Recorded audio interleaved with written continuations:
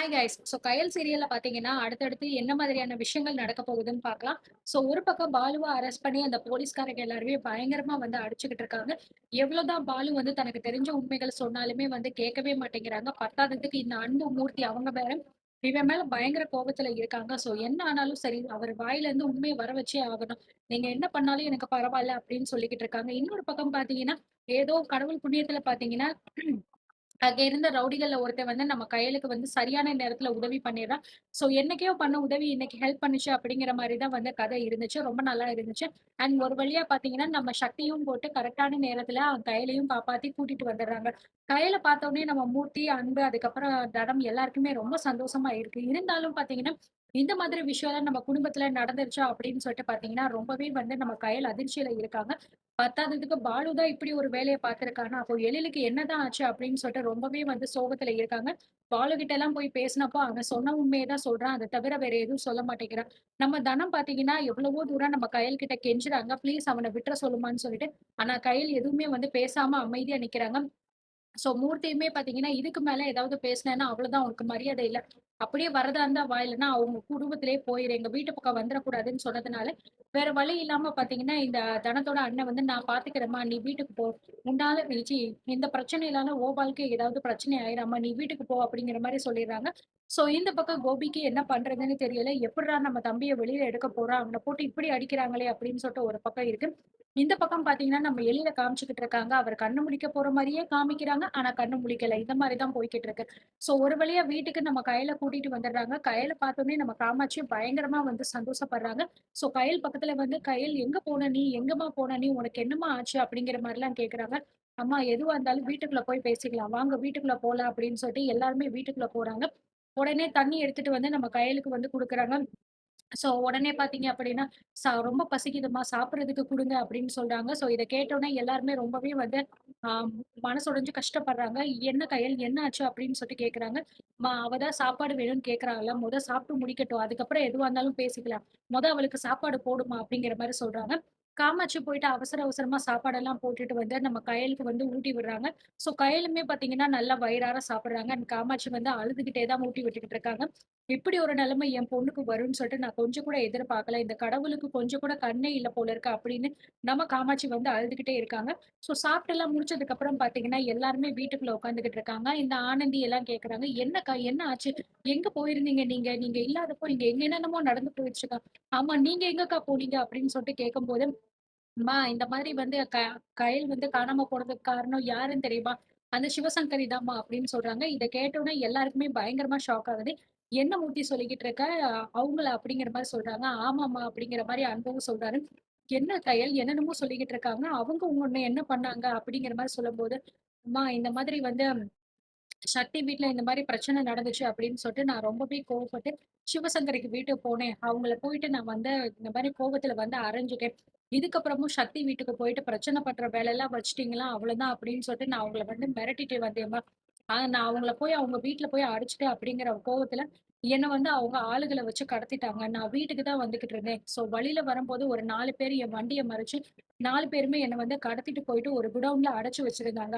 அப்போ எனக்கு வந்து என்னன்னு தெரியல. யார் இப்படிலாம் பண்றான்னு எதுவுமே எனக்கு தெரியல.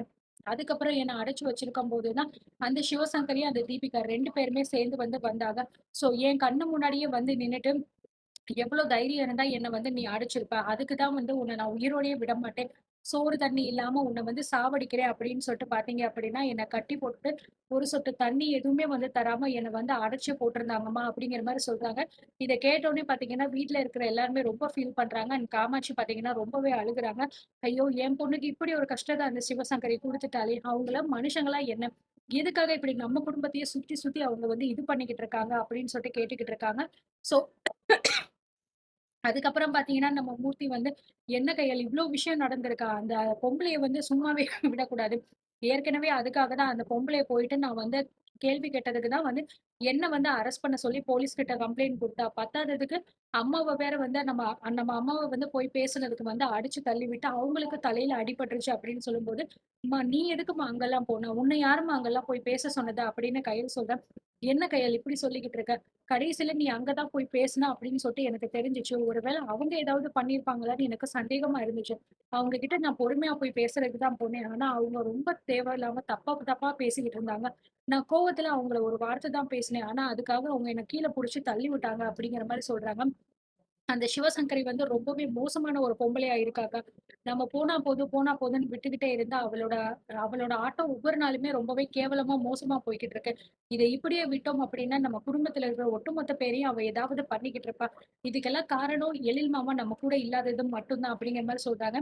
என் எழிலுக்கு என்ன ஆச்சுன்னு எனக்கு எதுவுமே வந்து தெரியலையே! எனக்கு ரொம்ப கஷ்டமா இருக்கு. இவ்ளோ நாள் வரைக்கும் அவர் கோவத்துல கோவிச்சுக்கிட்டு தான் எங்கேயாவது போயிருப்பாரு. எப்படியாவது என்ன தேடி வந்துருவாரு அப்படின்னு நான் நெனச்சுக்கிட்டு இருந்தேன். ஆனா, இப்போ நடக்கிற விஷயம்லாம் என் தலையில இடியே விழுகுற மாரி இருக்கு. பாலுவுக்கு இவ்ளோ தூரம் வந்து கோபம் இருந்திருந்தா, எதுக்காக போட்டு அவன அடிச்சுலாம் வந்து போட்டுருக்கணும்.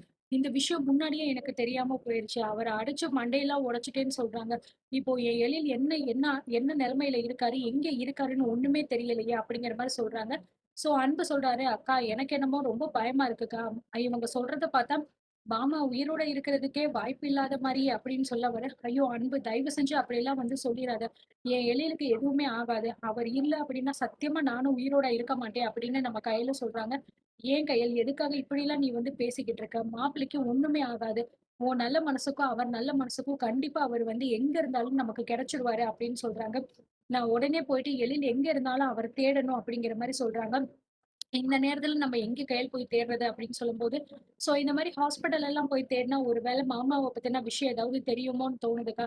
ஏன்னா அடிபட்டுருச்சு அப்படின்னா கண்டிப்பா ஹாஸ்பிட்டல்ல இருக்கிறதுக்கு தான் வாய்ப்பு இருக்கு. ஒருவேள அங்க இருந்து பார்த்தவங்க வந்து ஆம்புலன்ஸ்க்கு கால் பண்ணி வர சொல்லியிருக்கலாம்ல அப்படின்னு சொல்லும்போது, இந்த ஊர்ல எத்தனையோ ஹாஸ்பிட்டல் இருக்கு அன்பு. நம்ம எங்கேன்னு போய் வந்து தேடுறது அப்படிங்கிற மாரி சொல்றாங்க. ஆனா உண்மைய சொல்லணும் அப்படின்னா, கயல் இப்போ எந்த ஹாஸ்பிட்டல்ல வேலை பார்க்குறாளோ, அதே ஹாஸ்பிட்டல்ல தான் நம்ம எழில் வந்து அட்மிட் ஆயிருக்காரு. இதுவரைக்கும் நம்ம கயல் வந்து அவர பார்த்ததே கிடையாது. இதுக்கப்புறம் தான் தேடவே போறாங்கன்னு நெனைக்கிறேன். ஒரு பக்கம் பாலுவ பார்த்தீங்கன்னா, ஸ்டேஷன்ல வச்சு அடி அடின்னு அடிச்சு கொடுமைப்படுத்திக்கிட்டு இருக்காங்க. தனம் பார்த்தீங்கன்னா, ரொம்பவே ஃபீல் பண்ணி அழுதுகிட்டே இருக்கா. தனத்த பார்க்கும்போது நம்ம கயலுக்கு ரொம்ப பாவமா இருக்கு. "ஏன் நீ எதுக்காக இப்படி அழுதுகிட்டே இருக்கீங்க?" அப்படின்னு சொல்றது. "நான் என்னம்மா கயல் சொல்றது? எல்லாம் என் தலையெழுத்து" அப்படின்னு சொல்லிட்டு அழுதுகிட்டு இருக்காங்க. மூர்த்தி, அன்பு எதுக்காக நீங்க அவசரப்பட்டு இப்படி பாலு மேல கம்ப்ளைண்ட் குடுத்தீங்க? அவனுக்கு தெரிஞ்ச உண்மை எல்லாத்தையுமே அவன் தான் சொல்லிட்டான்ல அப்படிங்கிற மாரி சொல்லும்போது, "என்ன கையல் என்ன பேசிக்கிட்டு இருக்க நீ? இப்படி நம்ம குடும்பம் இருக்கிற நிலைமைக்கு காரணமே வந்து அவன் தான். இதுக்கான முற்றுப்புள்ளி வந்து கண்டிப்பா நம்ம வச்சே ஆகணும்." எவ்ளோ தைரியம் இருந்திருந்தா நம்ம மாப்பிள்ளையே வந்து ஆளுகள வச்சு அடிச்சு தூக்கி போட்டிருப்பான். இந்த விஷயம் மட்டும் முன்னாடியே தெரிஞ்சுச்சு அப்படின்னா, அவன உயிரோடயே விட்டுருக்க மாட்டோம். அவனால தான் இன்னைக்கு உனக்கும் இவ்ளோ பெரிய கெட்ட பேரு வந்திருக்கு. நம்ம மாப்பிள்ளையும் நம்ம வீட்ல இல்லாம இப்படி எங்கேயோ வந்து இருக்காரு. அப்படிப்பட்டவன எப்படி நம்மளால சும்மா விட முடியும்? அவன் வாயில இருந்து உண்மை வர்ற வரைக்கும் போலீஸ்காரங்க அவன விட போறது கிடையாது. அவங்களே விட்டா கூட நான் அவன சும்மாவே விட மாட்டேன் அப்படிங்கிற மாரி சொல்றாங்க. இத கேட்டு நம்ம தனம் பார்த்தீங்கன்னா, இன்னும் அதிகமா அழுக ஆரம்பிக்கிறாங்க. என் தம்பிக்கு இப்படி ஒரு நிலைமை ஆயிருச்சே அப்படின்னு சொல்லிட்டு. கயலுக்கு என்ன சொல்றதுன்னே தெரியல. தனம் பக்கம் பேசுறதா, இல்ல பாலுவுக்கு சப்போர்ட் பண்றதா, இல்ல மூர்த்தி சொல்றத சரின்னு கேட்கிறதா, இல்ல எழில நம்ம காப்பாத்துறதா? இதுக்கு இடையில பார்த்தீங்கன்னா, ரொம்ப கன்ஃப்யூஷன்ல இருக்காங்க.